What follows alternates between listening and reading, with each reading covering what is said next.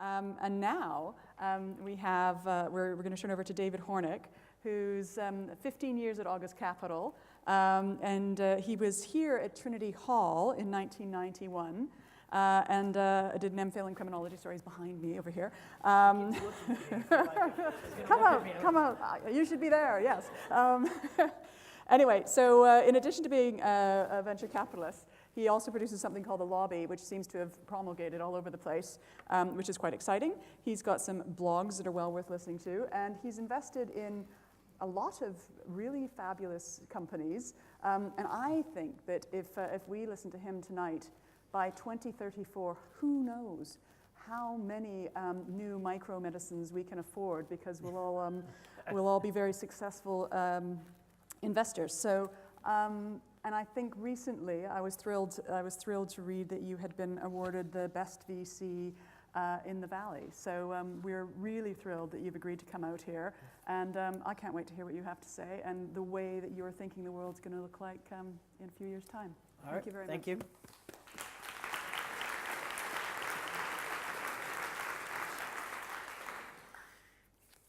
Best VC in the Valley is sort of low bar. It's like, it depends on what your measure of best is. If your measure is economic, then no, there were other people who made more money. Biggest smile, maybe, I'll give you that. So, when I joined the venture business, I had to explain to my mother what it was, and she was sort of like, like, what are you doing? And then when I described it, that I was basically investing in entrepreneurs, and I was taking other people's money, I was trying to invest in companies and then turn it into more money, she was horrified, really, because I come from this long line of socialists, and she was sort of like, oh my goodness, you've sold out the family name and all these things. And this kind of event reminds me of the reality of that, because you've just heard about like the future of medicine and how people are going to make humans healthier and last longer, and how we're going to solve poverty and all these things. And I'm going to talk about the future of commerce, so I am a total sellout. On the other hand, I actually think there's lots of interesting things to come. I've sort of been in the startup world now for 20 years. So as I was thinking about it, I was like, okay, I need to take when I was young and foolish, and then fast forward 20 years, now I get to do the same and try and see what we have in store for us. One thing that I will say that's amazing about the venture business, I talk with people and they say, oh, hasn't all the innovation happened? It's all done, right? And so why would people invest in venture capital? And I think that's just a completely foolish proposition. And so when I'm out talking with people about venture capital, I describe it as technology futures. You know, you can buy corn futures or oil futures or whatever, which predict what's going to happen in those economies. And I think of the venture business as technology futures. My job is to try and bet on the future and see what happens. And so I'm going to describe some things that we've seen, and then what I think the natural extensions of those things are, and maybe that'll give us some sense of what might happen in commerce ultimately. As I was thinking about innovate, the most transformative innovation that I have seen in my own firm, in my own world, we had a couple of scientists come to our office now more than 15 years ago. And they said, we are experts in RF technology and in spectrum, and looking at spectrum and how data moves through the air. And we think that that we know enough now to move data across the air in some efficient way and get rid of wires. And we said, what makes you think that's true? And they described a bunch of technical innovations that led them to believe that they could do that. And we said, if that were true, it would be amazing. And so we put the first investment into a company called Atheros, and Atheros then went on to essentially help create the Wi-Fi standard and build the chip that went into all of the devices that are out here, and suddenly no more wires, right? And when I think of the number of the transformations that have occurred over the last 15 years, that's a pretty dramatic one, right? What has happened in spectrum and the use of spectrum to move data, to move other things. And so, one of the things that I have been looking for, and I think will come for sure, is that same transmission through air of power, right? We've seen data move through air, but what about power? When are we going to get a better and more efficient use of spectrum to get to power? In many ways, this is an aside, although I'll talk about spectrum in a little bit. But there's a company called U-Beam now that's using sound waves to try and move power, generate sound waves, harvest them at the other side, turn them into power, and suddenly you have the wire's gone. I think that we will see massive innovation over that. The problem at the moment is that every time someone describes how they're going to move power through the air, they say, but just don't have a cat, because if it gets in the way, it's all over, I think, well, that's not really the innovation we're looking for. I think that people with cats should be allowed to have wireless power. But on to commerce. All right, so what's happening in commerce? So the first thing that I would say is that there's been an amazing innovation around machine learning and mapping in transportation. So if you look at mapping, right, when I entered the startup world, mapping was this very archaic process. It used some technology, but largely reached back to the good old days of cartography, and that has shifted dramatically. And now, not only do we have imaging that gets us down to, literally we have imaging that can get you a license plate number from space. Google just bought this company that will allow them to do that with much greater efficiency and cost. But we also have all of these bots running around the planet, and they're spitting out data, and that data is being harvested, and that data is being transformed into maps. And so we funded a company called Inrix that tracks cars on the road. Google bought a company called Waze. I don't know, do you have Waze out here? Which is basically an app that sits on your phone and allows your phone to be this thing that tells you, where's the car and how fast is it moving. And suddenly if there is an accident, there's an accident. And if a road that was once a two-way road is transformed into a one-way road, it doesn't take days and months and years. It's instantaneous. A car turns around, and then the second car turns around, then the machine says, oh, guess what? The map has just changed. Now, that seems like a small thing, but when you consider that information combined with data broadly applicable, then suddenly you have a much more efficient system for understanding how things are traveling through the roads, how to efficiently get something from here to there. And so that's step one. Step two is machine learning. We've done amazing things in machine learning that have allowed us, I will run over these things eventually. Machine learning that will allow us to understand objects and location and space. Now, part of that requires a very clear understanding of the universe in which anything lives, right? And so step one, mapping. Understand clearly the roads that exist. Step two, understand the objects that move on those roads. So we've seen, my new car, you pull up next to a car, you press a button, and it parks itself.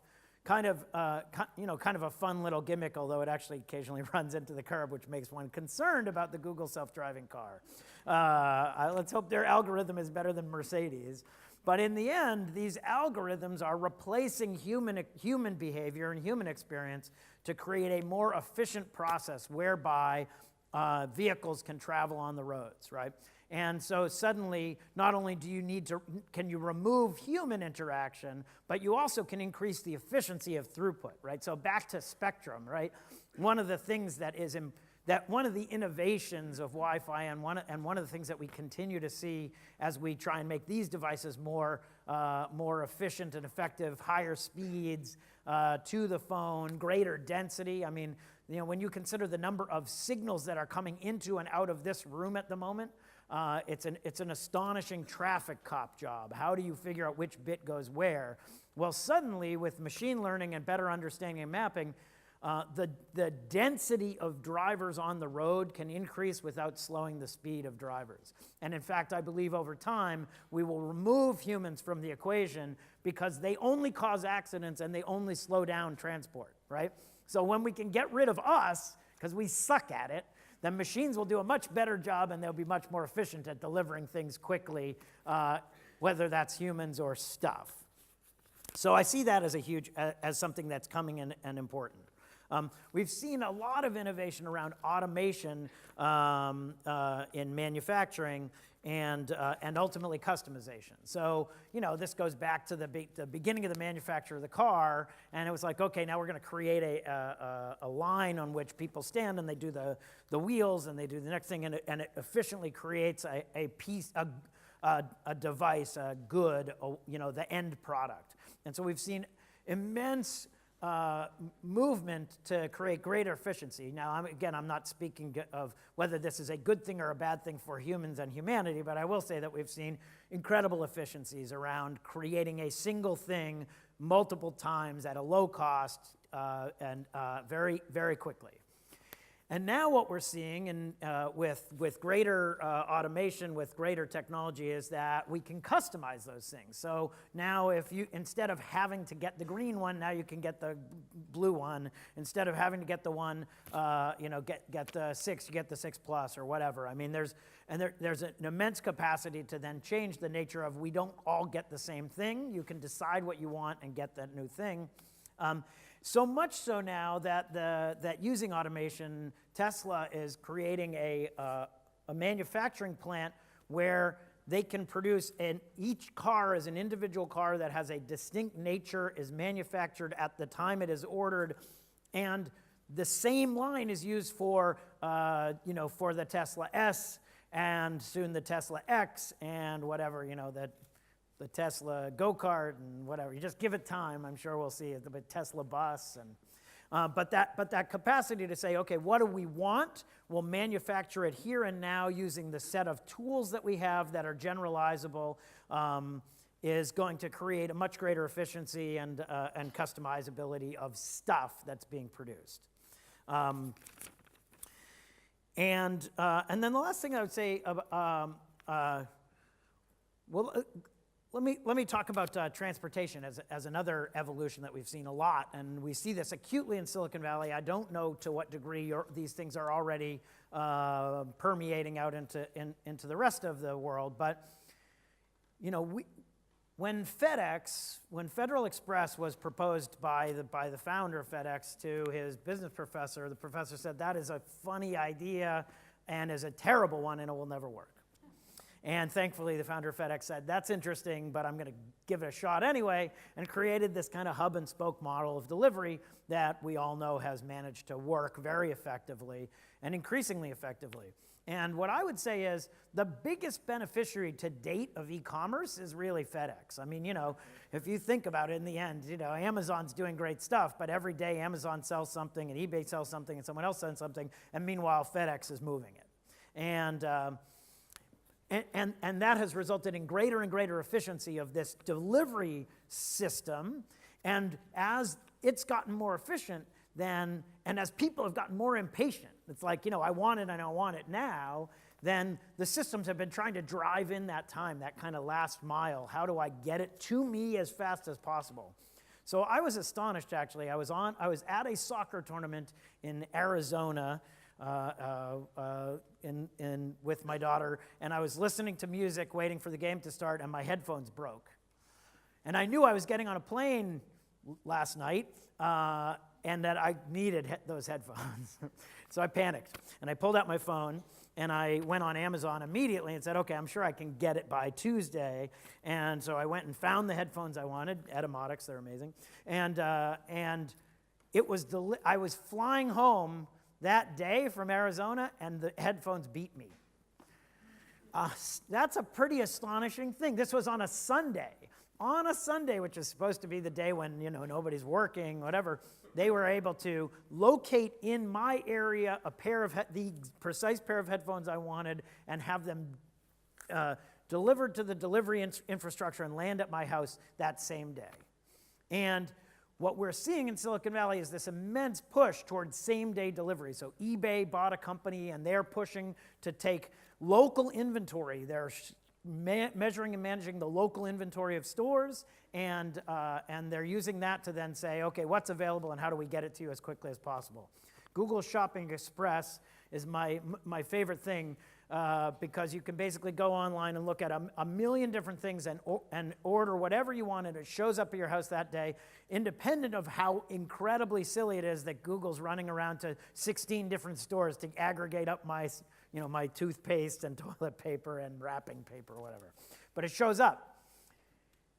the efficiency of that infrastructure to deliver stuff will grow over time as there is, again, automation, better understanding of the roads, better understanding of density, all of those things. And I think that we will see increasingly that the time window will go from 2-day delivery to same-day delivery to 2-hour delivery. And then what's that final mile? The final mile is manufacture on demand. And now we're seeing a ton of activity around 3D printing and 3D carving, right? Where you basically take some substrate and you produce a thing that someone can describe with, a digital thing as described. So you say, I need a new bracket or whatever, and you can describe it in your computer, and then a machine will then manufacture it with a single substrate. So what do I mean by that?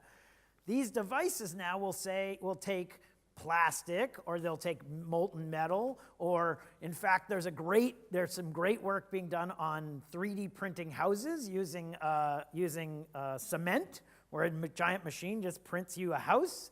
There's new work being done on printing food, so it uses food stuff, and it squirts out the shape of whatever you want to pretend you're eating. Squirt me some bacon, we'll make it zigzaggy, So right now we have single substrate manufacturing on demand, where you can, if you have a thing that could be made out of a single thing, this, the base or whatever, great, we can manufacture it today in varying degrees of sophistication, to varying degrees of fit and finish. The future of that is that we will have multi-substrate manufacturing that'll allow us to manufacture on demand, electronics. We'll be able to manufacture, foods that actually taste like foods. We'll be able to manufacture, and we already are, organs. We'll be able to, so the future is clearly that these devices that are basically laying down matter in, by cell layer, will be able to manufacture anything. As soon as we figure out how to create the most efficient way to deliver a multi-substrate, and then next thing is, how do you figure out how to create the substrate for a liver? What's the substrate for, steak? So, all right, so what's the future given all that? Well, I'll tell you, I can say with great certainty that in the next 20 years, we will have products on demand that people desire, that will be delivered to their homes in 2 hours, that can be wildly customizable in ways that we haven't thought about. So it's sort of like whatever you can imagine can be produced and manufactured and delivered to you in a shorter period of time than you can imagine. Part of that, I believe, will be that drones will become, and getting back to spectrum, I do think that drones will become part of the delivery infrastructure of the world. I think that part of the spectrum that we're not using, like we have these very crowded roads and then just go up a layer and suddenly we have a whole lot of space. And we will learn to use that spectrum in a much more efficient way. There's already a company now that's looking into a hub and spoke model for delivering medicine, so that a pharmacy can say, I need 100 tabs of X, and a little drone will pick it up in a central location and deliver it to you in a much more efficient way than the way drugs are delivered today. I think that's the future of delivery of all things. And there's lots of things that have to happen. But I think the true future of commerce is when you have a device, a manufacturing device that lives in your home. And I think that there's a reasonable chance that within the next 20 years we have this device. And the only question is, what are the substrates and what are that we can to determine what we can manufacture. I think that we'll be able to manufacture a wide array of goods in our home. I think there's a reasonable chance that we'll be able to manufacture a wide array of organic material. I'm excited about that. Cut your finger or whatever. So the future of commerce is the future of anything that you can imagine delivered to your house either today, either in real time or in the next 2 hours. That's my guess. Thank you very much.